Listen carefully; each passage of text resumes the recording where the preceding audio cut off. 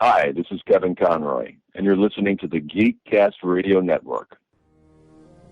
You've just jumped inside the pull bag. Join TFG1 Mike and the rest of the comic reading crew here at the GCRN as they make their great escape into comics. From DC, Marvel, IDW, Boom Studios, Zenoscope, and more, we have everything you want to read right here. Transformers comics? Yeah, we cover that. He-Man? Yeah, sure. DC superheroes like Batman, Batgirl, Nightwing, and Batman Beyond? Yep, we have those too. How about TMNT from IDW and I Hate Fairyland from Image Comics?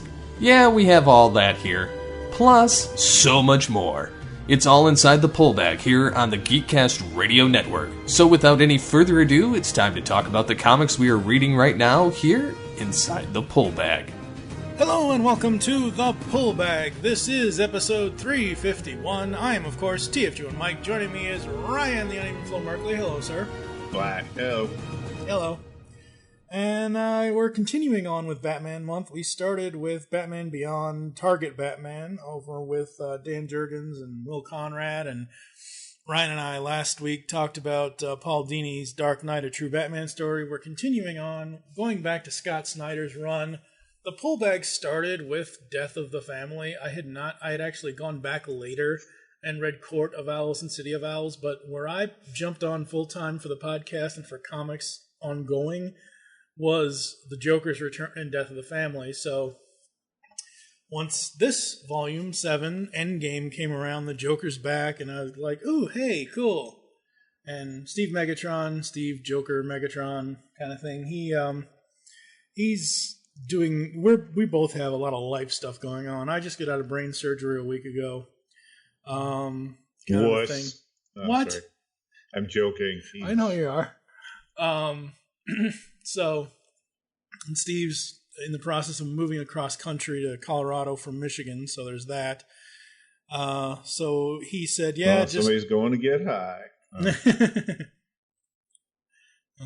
I as much as I love Colorado, that high altitude. Oh, that's not what I meant, but all right. Yeah, I know it's not what you meant. So Batman Volume 7, it's part of Scott Snyder's run, the New 52, with Greg Capullo, Danny Mickey, Vico Placentia. I'm probably saying his name Don't look wrong. at me, yeah. I'm most definitely probably saying the man's name wrong. I don't know. Letters are done by a bunch of people. The collection cover artists were Greg Capullo, Danny Mickey, and Mr. Placentia. Okay, so before we start this is just issues 35 to 40 of the main New 52 ongoing series. There is another book that has the entire thing, including all the crossovers and the run-ins with the other books, and it has all that. I didn't want to do that. I just wanted to do 35 to 40 of Batman from the New 52. It should be noted the actual issues, too, have a really good supplemental kind of B story that's not included in the trade as well. Yeah, not in this one. It's included in the other one, obviously. Yeah. Yeah, they have the back, what do they call it? Not backstory. It's like a prose sort of thing, though. It's really... Yeah. First of all, since this is the first time... Endgame opens with half of the universe is now gone because Thanos snapped his finger. Oh, shit, that's the wrong Endgame. That's the wrong comic company. So first of all, before we even get into Endgame, what is your history with Batman comics? All right, so with this one, too, hey, this is good because I was going to use this to segue straight into the review. This works out well. Like Batman comics, I have a lot of them. I think I've talked about it a few times. I have between 500 and 600 trades. Mm-hmm. And I just had Comic-Con where I bought more trades, although not a lot. Most of my money got spent on, I commissioned a leather jacket company who was there to make me like a personalized Punisher one. Sweet. But anyway, so should have that in 3 to 5 weeks. I'll have to take pictures. But anyway. For Batman, I'm trying to remember what some of my first stuff was, and I can't. And a lot of trades. I mean, I've got pretty much all the classics, stuff like Year One. I've got Jeff Loeb's Long Halloween, yeah, yeah. I got a whole whack of them. Anyway, all the major stuff. So when this launched, I was not a big fan of the new 52. Mm-hmm. I enjoyed the past stuff, and I was enjoying what was going on. And I was disappointed to see all that end, and it seemed like everything kind of got shunted over. Mm-hmm. Also, I'm really sick of the whole renumbering, which is funny because I'm still going through problems. I just tried to order a comic, and my comic guy said, "No, I've ordered this for you a year ago." And I told him, "No, the series is renumbered. This is a new volume 1." Only after a year. Anyway. But I also didn't really know who Snyder was at this point. Yeah. And he started, so my jumping on point was sometime later, but I did start with Court of Owls, which I loved Court of Owls. I was super happy that there was somebody new. Yeah. I love everybody loves the Batman villains gallery. I don't think anyone's going to say he's got a bad villains gallery or anything else. But I feel like it dissuades writers from trying new stuff sometimes. So I was super happy to have something new. I know some people thought it was a little hokey. I did not. But I liked that there was something new. I liked that Snyder had kind of depowered Batman a little.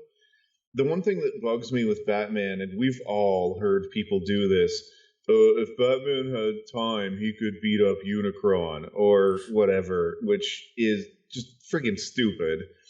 And I hate it because the appeal of Batman is that he's in the world of gods, like literal gods in the DC universe, with ridiculous power levels, and he's just a dude. Yeah, okay, so I've said this throughout the last 6.5 years of the show. Personally, I want to be Robin, Nightwing, Dick Grayson kind of character. Like that's the everyman, and Batman is the legend. But if you think about it, Batman is also the everyman character because he has no powers other than his intelligence and other than his sheer strength of will that he constantly goes through and does all this stuff without heat vision, without flight, without invulnerability. And I like Snyder's run because Batman actually makes mistakes. Mm-hmm. I mean, he is human. He's not omnipotent or anything else. Yeah. And, for example, getting straight into the book here and jumping in a little later, but he didn't see all of the warning signs of who the Joker really was. Mm-hmm. That the Joker was your friendly pal at Arkham, which, by the way, anyone who works or is around Arkham, just assume they're evil at this point, but this is the new 52, so we started over. It wasn't that bad. But anyway. Right. I liked Snyder's run, and so we opened this with Batman versus the Justice League. Yes. And really we open it with Bruce Wayne, but yeah, he gets in the suit before too long. Right. But having said all that, so Bruce inevitably defeats the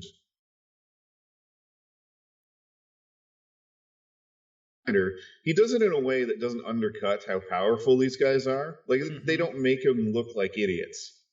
Yeah. Yeah. And that's the good thing. Like, that's not like the Batman's point here, I think, is he's trying to help his friends because there's something wrong with them, clearly. It's not. Yeah. And it's not like they've just flipped a switch in their brains and are like, we hate that rich boy Bruce Wayne and we're going to take him down and we're going to this and we're going to that. And no, it's none of that. It's something is going on with them. And it goes back to the point of like, not Justice League Doom, where, Batman has a plan for neutralizing, not killing, but neutralizing each member of the League. Like, taking them down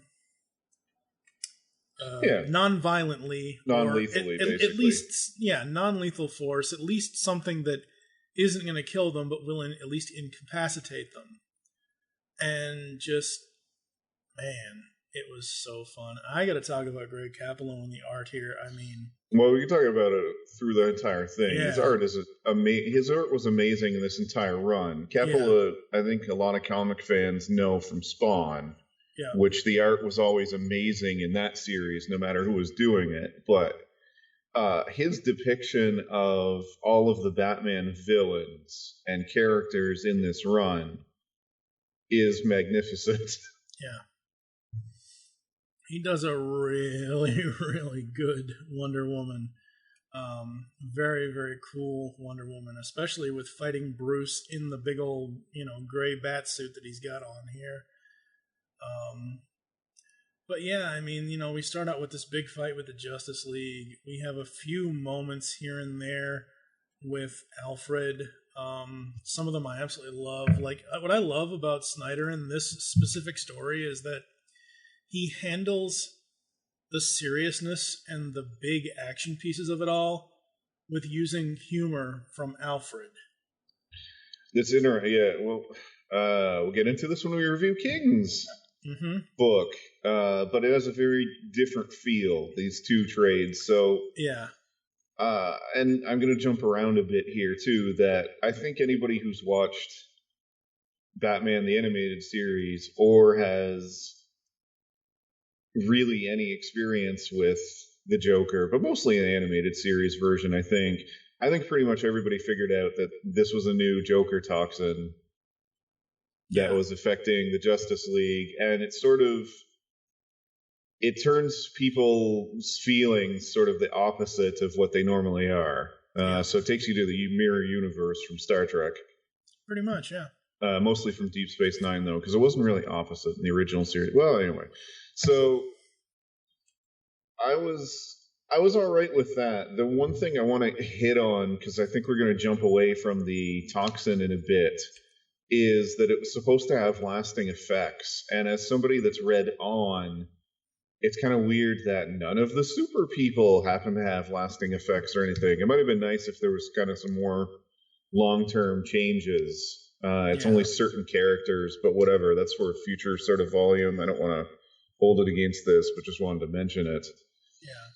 Yeah. But yeah, Bruce quickly figures out that it's Joker toxin, although mostly from Superman, obviously. Obviously, because, I mean, how can the More Joker... really good art, by the way. Oh, amazing. Like, the giant red dwarfs or whatever, like his red kryptonite lights or red sunlights that he's using on him. I was going to suggest just sort of the Joker face on Superman. Everything was well done. It could look really hokey, I think is what I'm trying to say, but it doesn't. It does a good job of making it seem more grounded. Yeah, I mean, the panel where... It's a very small panel where it's Superman's face with the blood all over it, and he's like smiling, grinning ear to ear with all his teeth. He's like, the bang. Like, is that the Joker or is that Superman? I can't tell. So we really quickly figure out that, Bruce pretty quickly figures out that, hey, this Joker toxin's a lot more resistant than what he's used to. Yeah, it's a very different Joker. Usually he's got stuff on his belt to fix it in the animated series or some of the others. But yeah, it's a lot more resistance in this. And I'm still going to kind of jump forward with this, but the only thing I didn't like in this trade is the middle portion of the story. Mm-hmm. And because it opens with a bang, but the middle, so Bruce seeks out, he tries to find a cure. He discovers from things the Joker says and does that Joker might be some sort of supernatural being who's existed for a long time. Yeah. We'll say, which I gotta say, if they had gone with that twist, it would have been interesting. I don't know if I would have liked it, but Snyder's writing has generally been good enough. But, as somebody who knows Batman, it just kind of fell flat for me that I wasn't surprised it was a red herring. It almost felt like an excuse for him to go back to the Court of Owls again. I think it was. I really think that's just what it was. And that bit is the only part of this, and that's why I kind of wanted to get it out of the way. Mm-hmm. It's the only part of this that kind of fell flat for me. Yeah, the Court of Owls piece, like... I love the Court of Owls. Yeah. I don't know, it just didn't work for me. I mean, I see what Snyder is doing with the story. He's basically giving Batman this full-on ultimatum of who you gonna go to, who you gonna call, because it ain't gonna be the Ghostbusters, because you gotta figure this out, because this is a Joker toxin like he has never seen before. And it's not just Joker's average mixture. It's not just Joker spending a night at Ace Chemicals, or Axis Chemicals, or whatever Ace Chemicals, I think is what it actually is. But it's one of those things where it's not just Joker toiling around. It's like him using his own DNA, his own bone marrow to mix this new deadly toxin. And the only people who are old enough, if they went down that path, obviously are the Court of Owls.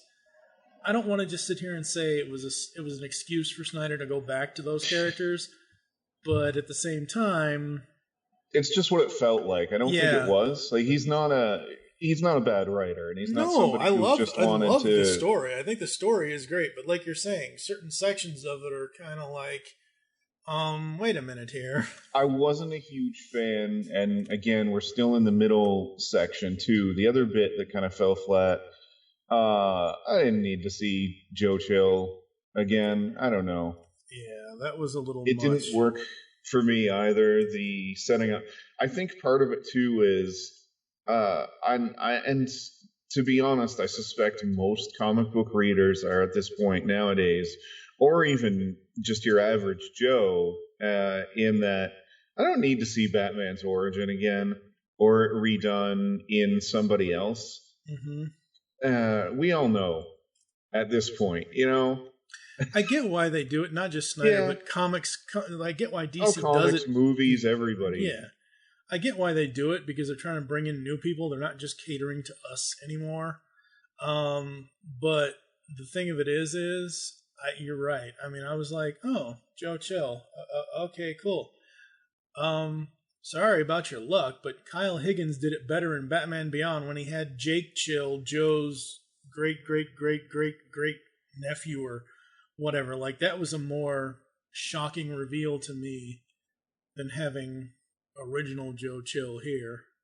I just would have left that out personally, and part of that's because, one of my favorite things about the last couple Spider-Man films, Into the Spider-Verse and Homecoming, was they didn't go over Uncle Ben dying. You know, I don't need to see it again. We all know what happens. Yeah. It's about time we moved on from it. So those are the only things and the only sort of negatives I have with it. If I wanted to reach for something to be negative about, it would be, and this didn't bother me, but it would be where the toxin came from, as well as where. So when we last left the Joker, he was kind of missing something important. Yeah. His face. Yeah. When we find out inevitably, and I think most people who follow DC Comics could have guessed what it was, but I was fine with that. I don't mind it being used. It hasn't been used and overused in the new 52 versions that much. So yeah, I'm talking about the Lazarus Pit. Let's be honest. Well, yeah, it's basically a pseudo Lazarus Pit that's pretty used. Much, yeah. So I mean, I like the part of the story where the Joker's like, his whole point is, Batman's greatest defeat would have the bat signal hung upside down, like you hang a flag upside down in defeat kind of a thing. I like that. I like all the other villains showing up and having, like, when Bane showed up, I was like, oh okay. We sure this is going to work, but it worked. I like all of their designs. Capullo does an amazing job. Even Killer Croc. And Killer Croc is not one of the most, I don't know if he's anyone's favorite Batman villain. Yeah. Yeah, I mean, I'm honestly, sure there is, and no offense to him. It's not used. He's very different. I mean, the only thing I remember Killer Croc from was the episode Almost Got Him. I threw a rock at him. Which, to be fair, was not Killer Croc. Right, it was Batman as Killer Croc. More Bruce as Killer Croc. Although that was a great use of the Croc character, even though it wasn't really him. Anyway. Yeah, we'll get more into the animated series with the next trade, I think. Oh, that's so. appeal. I don't want to go into super detail, but I don't think we're spoiling anything that, Batman's able to defeat the Joker. And we close it out with, and I'm jumping to this again, because the name of this was Endgame. Mm-hmm. And as we talked about before the show, and I wanted to make sure you knew, this isn't the end of Snyder's run. Right. But, man, it ends on a perfect note if it had been. Yeah. And I'm not trying to insult the stuff that comes after, because it's also very good, and I'm a fan of the rest of the run. But if it had ended here, and somebody new took over with, maybe they decided on the same thing, maybe James Gordon takes over as Batman for a bit, or maybe just there's no Batman or Joker for a bit, I feel like it might have had more impact. Mm-hmm. I don't know, because this was a really good ending. So we end with the inevitable knockdown, drag out between them, but they get covered in rubble, and seemingly Bruce is deceased. But of course, they don't find a body. Yeah, they never do. One thing I like about this final issue in this trade is when you open it up and you go past the two covers, the opening page of the layouts of how it's all like, it's basically Batman's mask. It's his head with his eyes and little snippets of what the internal monologue that he's saying, with visuals of the Lazarus pit and the Red Hood thing and all of that. I love that page. That page is so cool. I should note too, because I didn't get to review the other volumes on this show, but the layouts overall, like everything to do with the artwork is so amazing. But I remember just being captivated with the layouts in the Court of Owls series. Yeah, Court of Owls was amazing. Because it was, granted, it was a little confusing, especially if you're not sure what's going on. But once you kind of got used to it, or even if you didn't, it's neat to see the format get played with like that. And yeah, the panels and the layouts and everything in this entire run are just, it's very different, I think, than any other books I've got, including Spawn, which Capella debuted on. Mm-hmm. Yeah, absolutely. Or debuted for me. I don't think that was his first book, whatever, anyway.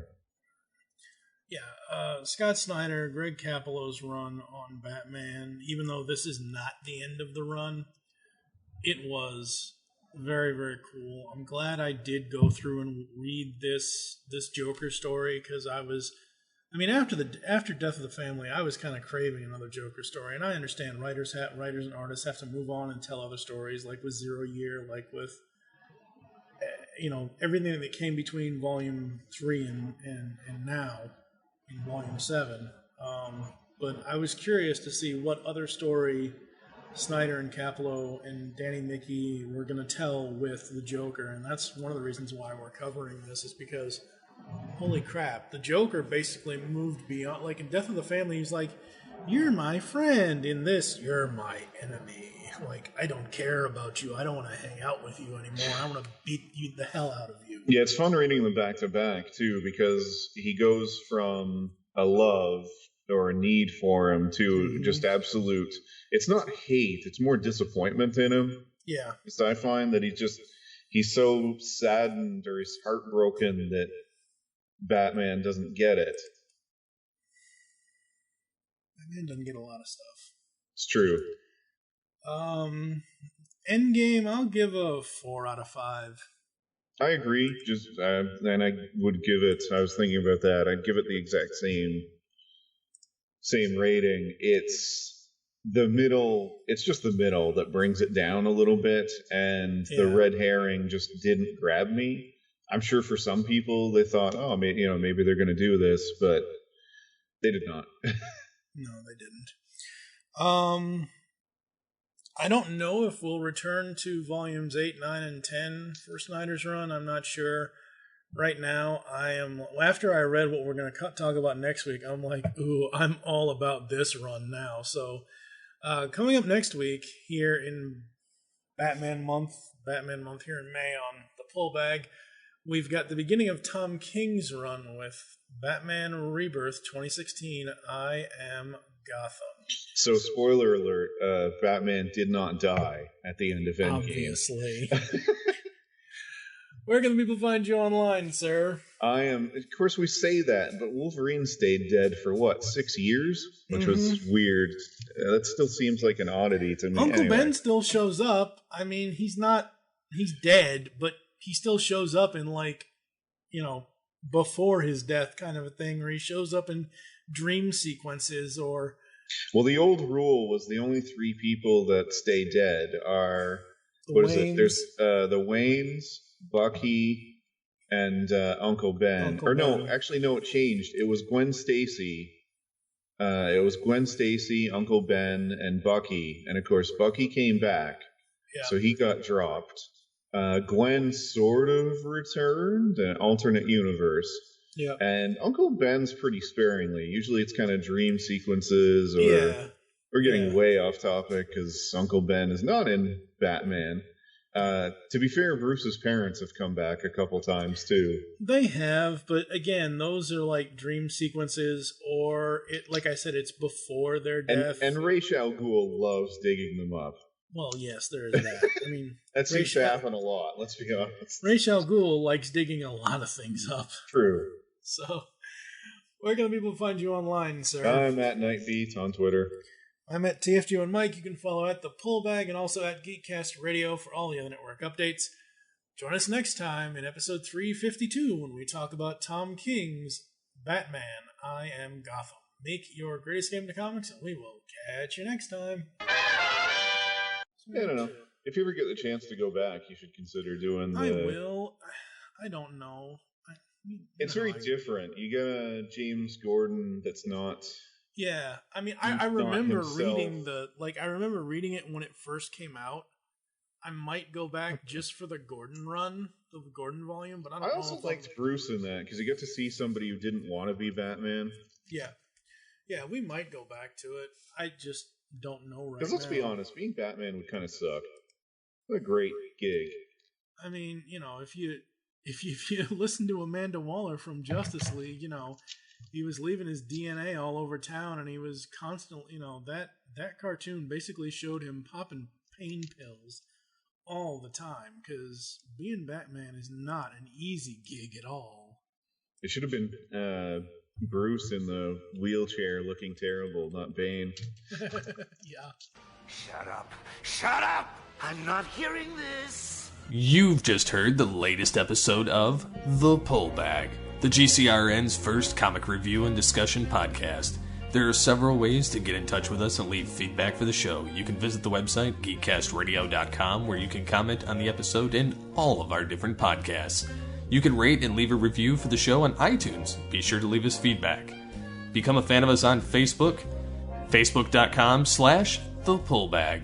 Send us an email, feedback at geekcastradio.com. Follow us on Twitter at thepullbag and at geekcastradio. So until next time, make your great escape into comics and unleash the geek in you.